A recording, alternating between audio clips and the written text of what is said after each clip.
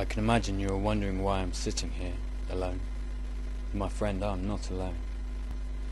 Through these windows, past the shops and beyond is my companion. My memories, and these memories keep me alive. It all began to end and begin again many years ago when so much new building was happening. I had bought myself one of these new apartments. I got it cheap because a good friend was an agent, although I wasn't so sure about the avant-garde uniform for the porters that worked there. I arrived home after a normal day at work to find the house in darkness and my beautiful Caroline standing between the shadows, wearing her sunglasses. As she took them off, she alonely graced the bed in a way only she could, like a feline goddess. Her perfect eyes beckoned me over, eyes which I still see today in the sunset and sunrise and every moment in between. As I sat next to her, I asked her if everything was okay. She just looked at me and spoke of silence. We made love in a way that would hold us together forever, in a perfect moment that would last for eternity. Later that night, Caroline wanted to go somewhere.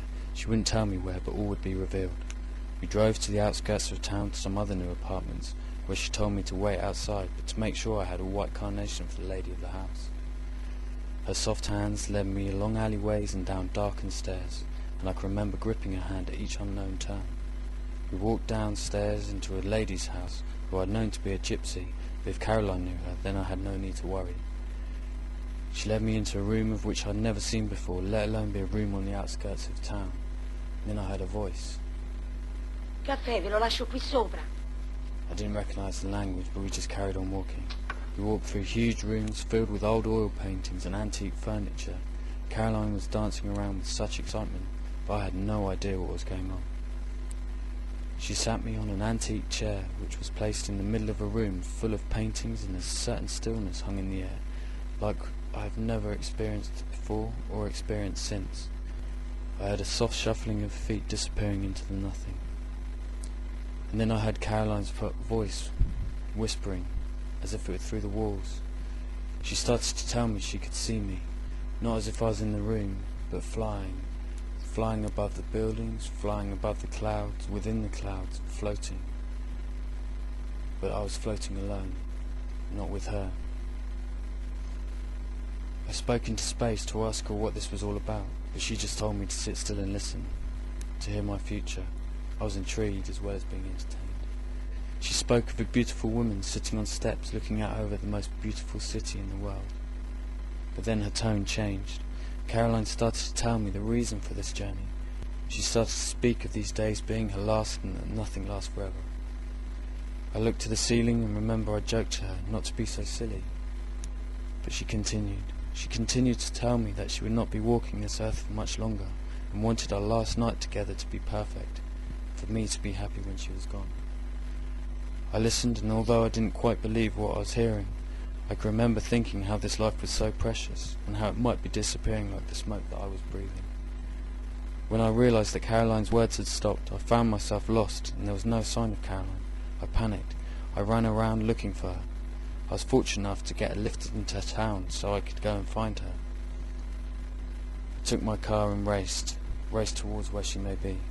As I got there, a friend of hers told me she had left a note for me at our favourite restaurant, and on that note was a number which I had to call. I quickly found the note and remember sweating with the fear of never seeing her again. And then my angel spoke to me. She told me to go to my favourite reading place, where columns and beams of light danced on stone. I was to sit and wait. I had to wait for the sound of helicopters amongst the music of life, follow its shadow, to the building upon which it flew. And within this building would be my future. I couldn't look away.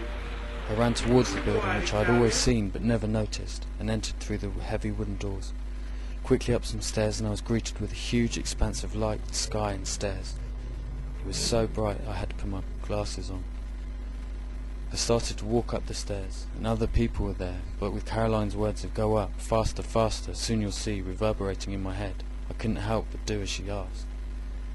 And then, sat in front of me, was a woman of pure sunlight, with rays reflecting from her skin that would make the sun weep. Caroline told me to follow her, to not be scared, pursue your future, go, be, fly. I couldn't help but think to turn back, but by now I had gone too far. I was puffing and panting and almost exhausted from the climb, but the thought of this woman and that she might know Caroline pushed me on, pushed me further. And then as I stepped to the top I heard it, waterfall, and there she was. As I turned the corner, she was pure and perfect, playing in the water, beckoning me to join her. How could I resist? As I got nearer to her beauty, I found it untouchable. Eyes so dark that they would swallow the sun whole, and hair like silver silk, so fine and so fragile. I asked her who she was, why she was there, and all she said to me was, your future, your future. Every part of me moved to kiss her, every part except my heart. Suddenly, I felt the world disappear. Everything I had known, everything had gone. Every memory vanished. I raced towards my car into the hospital, and there I found Caroline, still, silent, and gone. And not gone from my heart. Since then, every year, on that day, today, I sit here and speak to her.